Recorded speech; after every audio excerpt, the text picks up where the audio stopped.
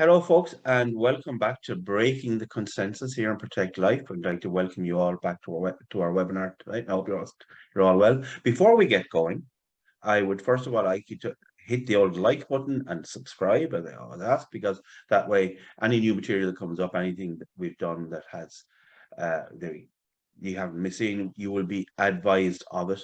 Also, it's hard times for people out there, I understand, but we have a lot of fights. We keep fighting, and we can't have the meetings as much as we've had because of the pandemic situation. So we need help as well there. So there's the donate button. If you can give anything, we'd be really appreciate it, and we can promise it'll be used as best as we can to fight the fight that we're fighting. Today, I am very happy to be talking to somebody who, as the host, of course, it is my job to make sure that the people I'm talking to are as uncomfortable, as embarrassed as they possibly can be.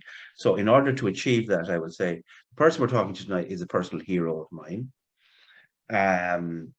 She says she's Welsh, but she lives in Garvin, so I don't really know. Anyway, we're talking to Vicky Wall, who you may have heard of, come across before, I'm sure. Vicky is the founder and the director of Every Life Counts. I'm really happy to be talking to her tonight. Vicky, how are you? I'm really good, Michael. Thanks for having me. Delighted, you're looking great. So, Vicky, for those people who are watching in tonight who haven't come across you before, I don't really know the story. Two things. First of all, could you tell me a little bit of how Every Life Counts came into being and what it is that you do, what your job is? Absolutely. Well, I'm actually not the founder. I think because I'm so vocal and right out there, people do think that, but Every Life Counts actually was thought about in 2013. And it came to life in May the 26th in 2014.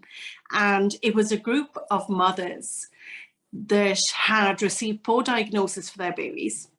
And even back then, at that time when abortion wasn't legal in Ireland, it was being offered. It was being pushed as, the way to go for these babies. And these mothers just felt that there was better options out there. There was better options than scared families traveling to the UK to abort these babies, that there has to be some sort of place of safety to show that these babies have very meaningful but short lives. And that is how Every Life Counts came to life. How did you come to it? Well, I actually met Karen, who was one of the absolute Trojans in getting Every Life Counts to come to life. I met her at a different event, a baby loss awareness event. And she was like, I'd love to hear your story about your baby. And we got talking that way. And I'd never experienced somebody being so interested in her life before. Obviously, I was very interested in her story. And that's one of the things we say with baby loss is when you have your baby and you come home from hospital with your baby and you're lucky enough to have that, you get to tell your birth story and all the, the nitty gritty that goes with it, and you get to talk about your pregnancy. But when you don't have your baby at home, you kind of don't get to talk about all those stories. But Karen was really interested. And then she told me that they had this website where they hosted the baby stories and done memorials for them. And at the time as well, they were a very strong campaign group for perinatal hospice, which is what the mother said, that, forget about this whole abortion is the best. What else can we offer? And perinatal hospice is a very simple model of care. And it just starts from the time of diagnosis. And it might be something as simple as extra scans, bringing family in to see the scans, memory making, and just comforting the parents and letting them have the time with their baby. So I kind of got involved around 2017, which was 3 years after my daughter was born, that I started going Yeah, I think that I really like this organization and what they stand for and what they represent. So I bullied my way in, I think. I didn't give them much of a choice. I remember you saying at once that something that really just hit me like a sledgehammer once, where you'd had your diagnosis. Your baby was Leodon, is that right? Yeah, yeah. Yeah. And you'd had the diagnosis, and you knew that things weren't good. The future was going to be a shorter future than you had ever envisioned. And you talk your reaction to the idea that if there are different genetic conditions that you can be screened for, like the trisomies and stuff, for, and also say Down syndrome.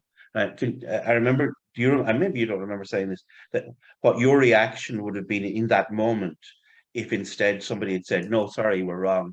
It's your baby will have Down syndrome. Yeah, I would have been really, really grateful. I mean, to go from never knowing or hearing about trisomy 18, trisomy 13, they're quite the severe ones, you know, and never hearing about them to knowing about this. And then, you know, yeah, I mean, I would have been so very grateful to have, if she had had trisomy 21 Down syndrome, rather than the more severe trisomy 18, which is Edwards syndrome. Which meant that she didn't get to live. Now, not all babies, some babies do a lot better with trisomy 18. We always share stories of the babies that are doing really, really well, you know, in America and that, and getting lots of care and living great lives, you know, and full of love and joy. But yeah, it would have been, so it's kind of, we always, you know, I suppose we can only look up when we're at the very bottom, can't we? So you come from this, obviously directly from a personal experience, and then you meet these people, you're attracted, and you get involved. So before we get on to the referendum or anything like that, just generally, so what is it that you start to do? What is it, what is the day in the life of Every Life Counts like for you? Who are you We do dealing so with? much.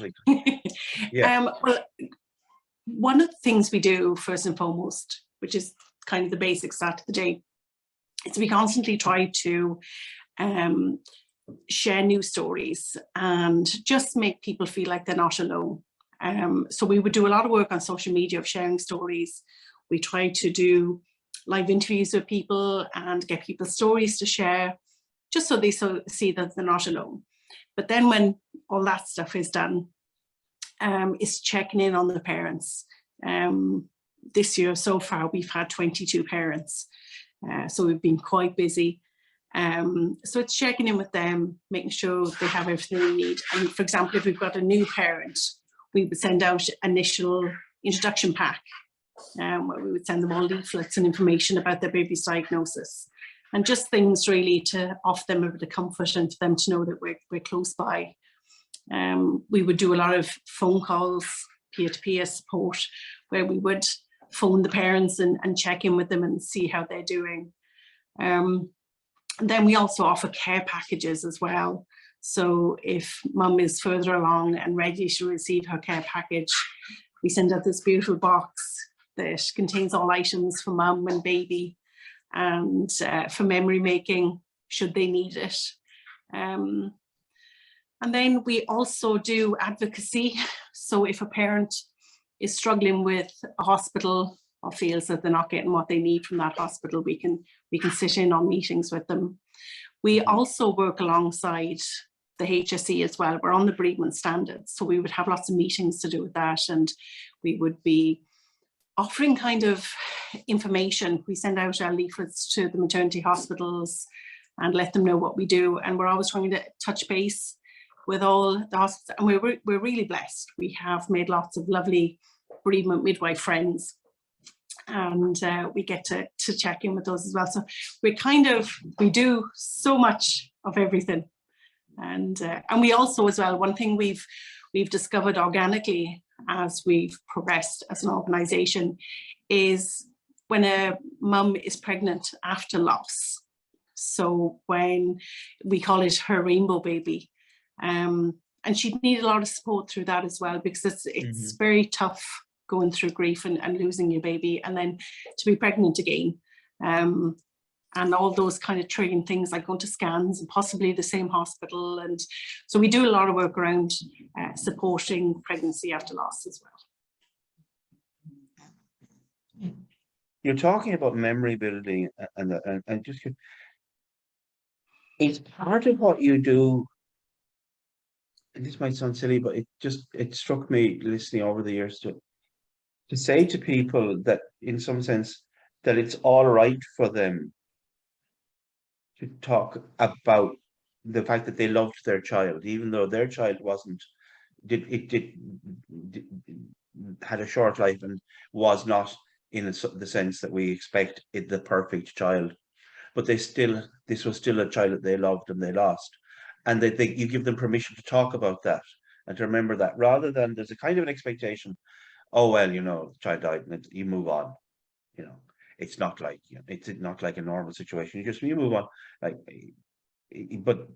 and they don't get the chance to go through that grieving process and to be recognized that this was a child, that there was a relationship, there was a deep, profound, loving connection there, and you, in a sense, help them to do that. You give them permission or help them to see that. Yeah, that makes sense. Absolutely. There's a huge taboo around baby loss, and I have to say I would have been absolutely one of those people that did not understand the profound impact of losing a child, especially a newborn. Even to myself, I was saying things like, you don't know this baby, you've never got to meet this baby, yeah, you'll be sad, but you'll be fine. And I have to say, having been lucky enough to have never experienced traumatic grief before, my grandparents had passed away, but they were really old and they were very happy to die, and they had great faith. And when their time came, they were kind of like saying sayonara to everybody with a smile on their face, so it was a different loss. But when I lost my daughter, to say that I couldn't get off the couch for 6 weeks is not an understatement. I found it very difficult to parent my other children. It was just such a huge loss. And I've never felt anything as physical and emotional as it in my entire life, and I never have since. It felt like my heart had been torn out. She was absolutely missing. I would wake in the middle of the night, throwing the blankets around looking for her, thinking I had fallen asleep and lost her in the bed. I absolutely missed every ounce of her. Mm-hmm. I often think, had I had an abortion, as the doctor recommended I did do, had I done that, I don't think I ever would have survived that, because the grief hit me so hard that if I had any what ifs, then I couldn't have got through that. I couldn't have. The grief was severe enough, with knowing that I let her do what she needed to do, and that her journey was her journey. So that the grief was hard enough with that. But it is getting better. The parents do say to us, because one of the things that Every Life Counts does is for every single baby, which is we're getting a big list now, for every single baby, we remember them on their anniversary. We do a memorial for them, and it's put up on all our social media and it's shared. And the parents just love that. And I mean, again, on the website, they have an option of telling their stories, and we'll host it on our website. We've often done videos with parents, and they have come back and said, what a treasure, what a memory. We had one baby that lived for 15 days, and we went to her home and we took wonderful video footage. And she was able then to send that to her sister in Australia. And like she says, she's 3 years on now, and she has that, and it's priceless to her. Mm-hmm. So yeah, the parents do say that to us. But October now coming up is Baby Loss Awareness Month. And then on the 15th of October is Wave of Light, where you remember all the babies lost in the world. And we host an event on October the 15th as well. So it is getting better in regards to remembering your children.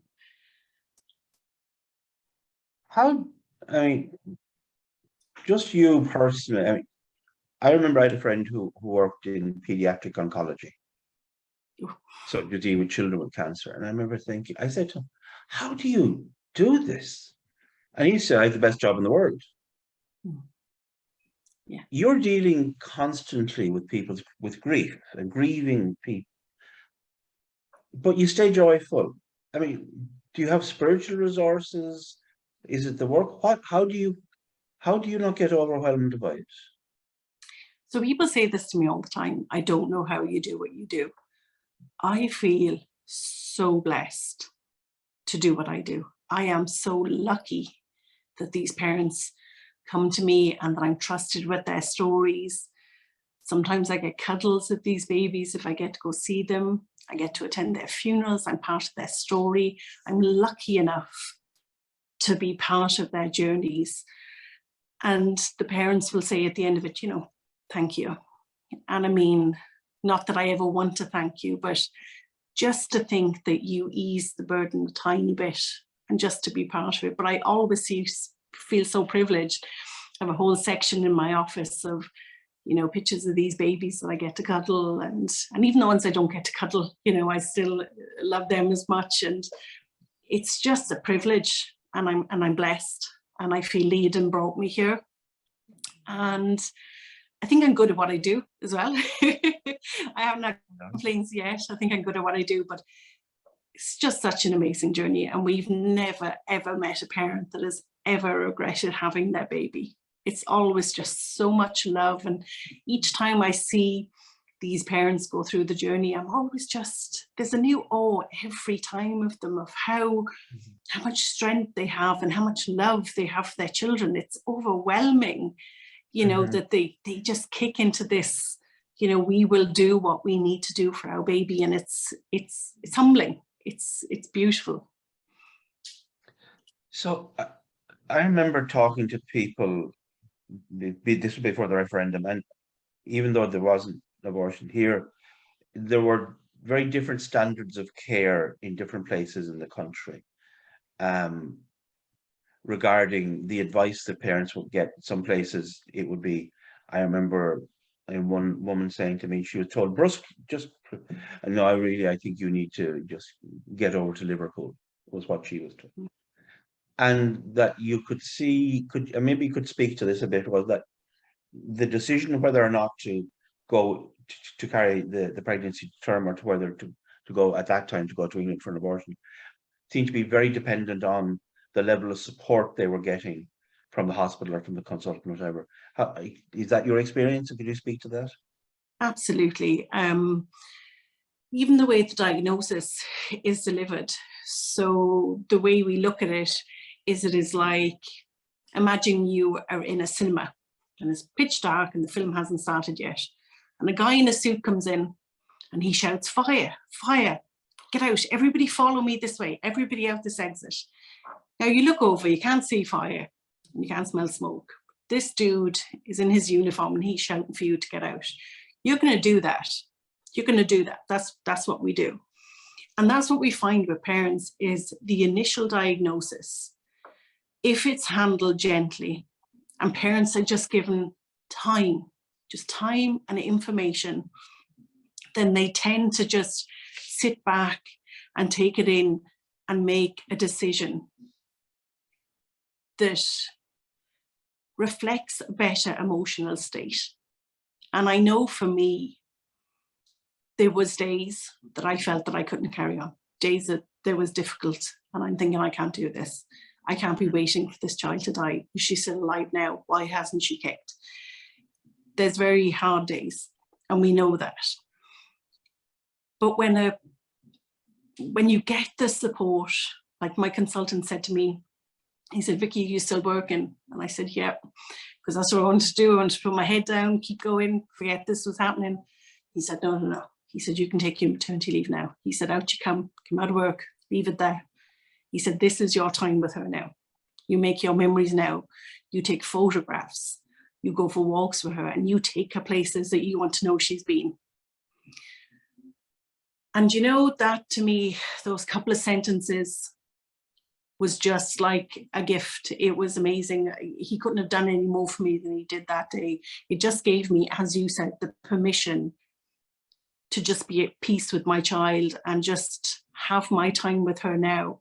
And we just see it so often how the diagnosis is delivered, and how the parents are treated afterwards, because sometimes we're hearing very cruel stories of things being said, the way things are being handled, and it's not good enough, you know, that these parents. But for example, had a mother there recently, and she's getting pressure from all sides to end the pregnancy, and she's like, no, you know, I want to keep my baby and I'm going to do this. And I spoke on the phone with her. We spent 50 minutes on the phone, and straight away she's texting. She's like, I just feel so much better now. I don't feel alone. You know, we're able to add her into it. We have a private support group. So there's all parents that have gone through what you're going through. And it's such a tribe. You know, these parents are amazing. They're straight in to help and offer words of encouragement. Mm-hmm. And she said, how I feel today as opposed to yesterday is just worlds apart. She said, I feel I can do this now. And that's all it took. And you're a consultant. I remember you said that the first time. I thought he had a remarkable compassion. I mean, genuinely, I was amazed that he had such emotional insight and compassion in that. Because let's face it, just at a practical level, these men and these women, they're under pressure, they're hurried, they have limited time, they have so many patients. You know, it's, you know, move along and hurry up. But that he had that to say to you, no, this is your time with her now to go. I thought that was remarkable. And you were blessed, you were lucky, maybe, however, but that's not the experience that all women had. Do you think, I'm just going on what we're hearing, that the referendum and the present availability, you don't have to go to Liverpool anymore, so that has made a difference, or he's making a difference, going to make a difference on the quality of the care that mothers are getting in this context? 100%. Absolutely. I didn't think things would change as quickly as they did.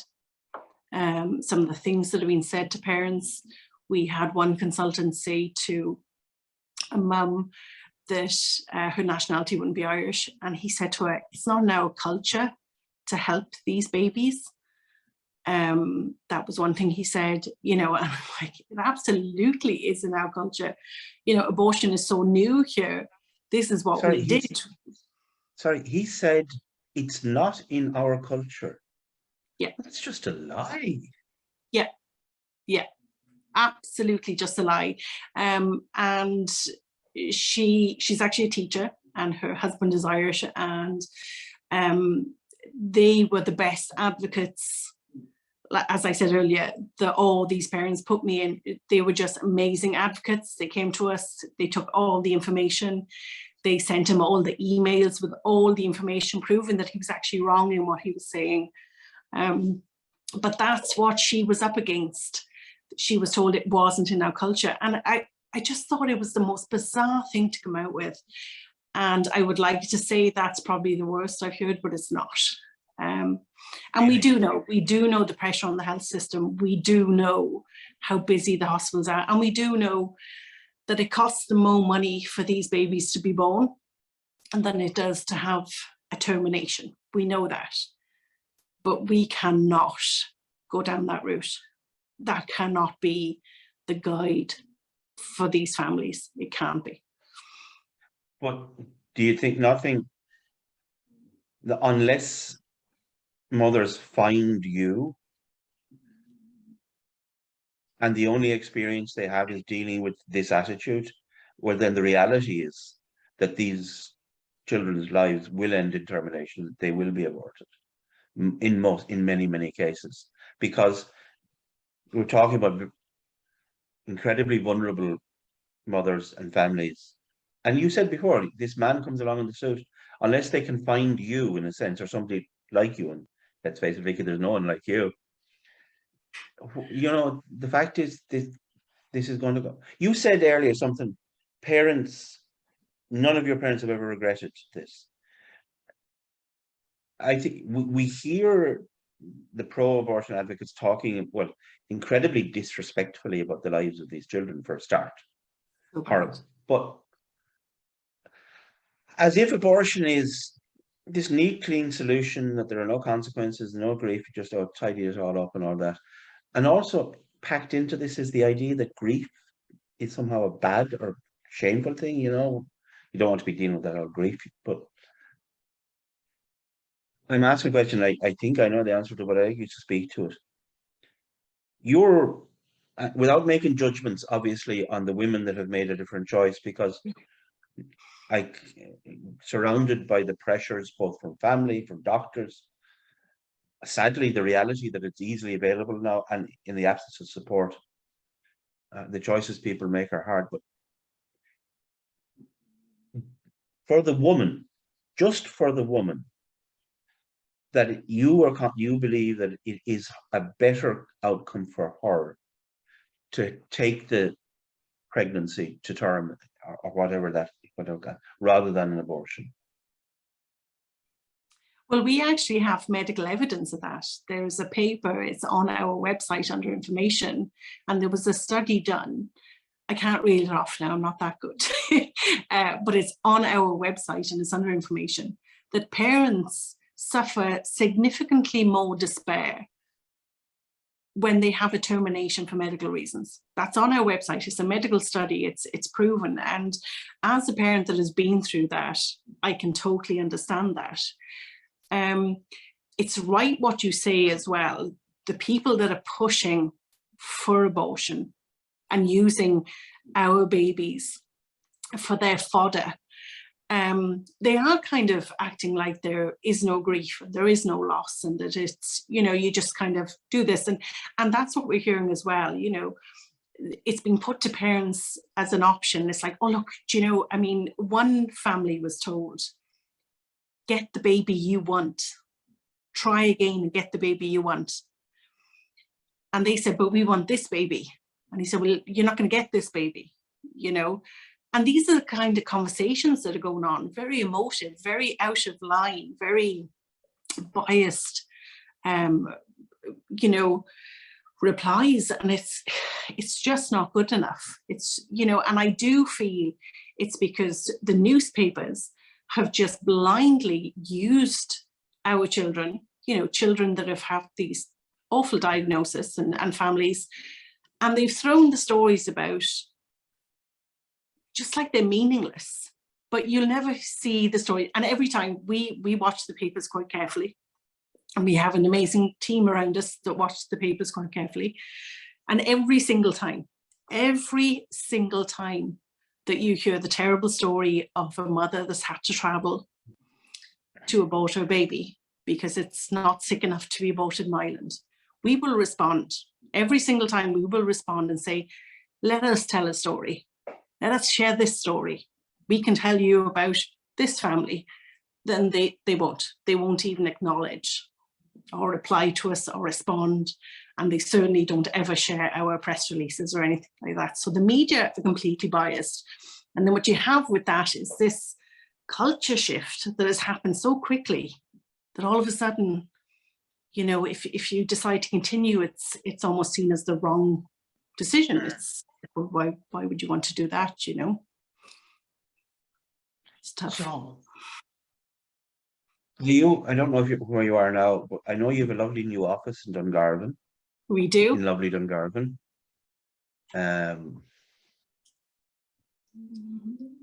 If somebody wants to get in contact with you, I mean, presumably they can drop into the office there, but how would they find you? Well, first of all, you've come to see the office. I've dragged you down, and it's lovely. very wonderful. It's very wonderful, and we are blessed to have it. It is an amazing space, and we just got so big so quickly that we had to find this space, and it found us. So we're really blessed to have it. And if anybody does want to come and visit, they're more than welcome. Just give me a bit of notice and give me a shout. We had a couple of visitors this summer, which was lovely, of supporters. But you can find us anywhere. You can find us, so our website, www.everylifecounts.ie. We're on Twitter, we're on Facebook, we're on Instagram, we're on Pinterest.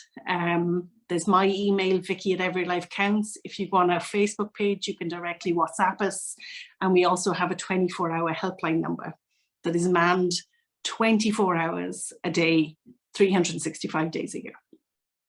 Brilliant. So we're pretty A easy to find. Google search for Every Life Counts will find loads of stuff, and you're across the whole of the island, aren't you? You're not just the Republic. You're in the whole 32 counties. In fact, you got a prize in the UK there. Was it last year? We did, and the media didn't want to know about that either because we didn't fit the narrative. So yeah, I mean, we have helped families in America, the Philippines. We were asked to speak at the March for Life in the UK this year because we have helped, I have the number here. Yeah, 29, sorry, I'm not great with figures. 29 families in the UK since 2018. And these families have come to us and they have nowhere else to go. And we will help whoever needs our help. We're not bound by any seas or different counties or countries. But we did in 2019, we were nominated for the best support organisation, and we were nominated for a thank you award. And we won the thank you award, and even to be nominated. And we went to the UK to receive this award, and we were up against top hospitals, you know, huge organizations, and for us to win, yeah, it was special. Yeah. Brilliant. So you're doing great work. You're working mad hard. You've got a great team around you, but I'm sure you could do with help. Always. Always do with help. So, I mean, what's the best thing for people to do if they want to help? So they just get in contact with you directly and say, what is it you need? Or yeah, I mean, one thing, as always, and it's the same for everybody now, especially, you know, pre-COVID, and now with the cost of living and increases and everything, everybody now is really feeling the pinch. But there's ways you can help. You can do a coffee morning. We can send you out things. There's a marathon coming up, I think. I don't do running or walking or anything like that. So that's not me. But I know other people really, strangely, for some, I don't know why, how, but they enjoy this kind of thing. And cycling and things. Don't get it. Oh, yeah. But they could do that. There's lots of things, you know, as they work to do a purple jumper day. We also sell fabulous merchandise. So we have hoodies and fleeces and that kind of thing. So we sell those if you wanted to give somebody one for Christmas, or any kind of collection for us would be amazing. I suppose as well, obviously, like say the whole the merchandise, which is great. I mean, partly you get a few quid from that. And I suppose the two things, I think you probably, the few quid, which is vital, but also that more and more people know that you exist is really important. So that people yes. who have these, who have this happen, where they have a baby who receives a poor diagnosis, yeah, that they need to know about you, because yeah. many people don't. I think that's a big thing, isn't it? To tell, yeah, we always say this wherever we go. Yeah, take our leaflets. We will send you our leaflets. Take our leaflets. Know about us. You know, put our business card on your fridge, because you never know when somebody will come to you and know this. And I think it's our job as people to believe in the right to life of the unborn, to know about these organisations. We should know about Gianna Care. We should know about Every Life Counts. We should be able to immediately give a person direction to go to these organisations for support. So yeah, we're always saying, if you know, you could talk to your parish priest and you can ask him, you know, can you leave some leaflets in the back of the church, and also tell him about Every Life Counts and what we do. I mean, we've often gone to churches and spoke about what we've done. And I've often had parish priests ring me and be like, okay, you know, I saw your leaflet, so what do you do? And then he's equipped if family comes to him. So yeah, I mean, yes. Knowledge is power. And I think it's good for everybody to know about the supports that are there. So if someone is working in a clinic or a GP, or they're watching, or anything connected to that if they want to get in contact, you'll send out leaflets, and you can leave, obviously, where people. And we're actually, strangely, we're probably the only pro-life organisation probably definitely in Ireland anyway, but we're actually endorsed by the HSE. We are hosted on the HSE bereavement website for support networks. So our link is actually on that HSE website. So that's amazing. That's a win, you know, that we're there if parents need to find us. And just before we finish up, I just like to mention, because you said you have a helpline there all the time. If anybody's watching this that has had it stirred up memories or emotions or questions, that helpline is there. Every life counts. Just if anybody wants, they can Google that. There's help there, and somebody will be. But listen, Vicky, I'm sure we'll be talking again sometime soon here or elsewhere. But for tonight, I'd like to thank you for joining us. I'd like to thank our viewers out there. Again, I'd like to say just press the old like and subscribe button, and if you can hit donate, anything you can do will be used to promote those life values that we all share. Thanks a million again, Vicky Wall. Thanks so much, Michael.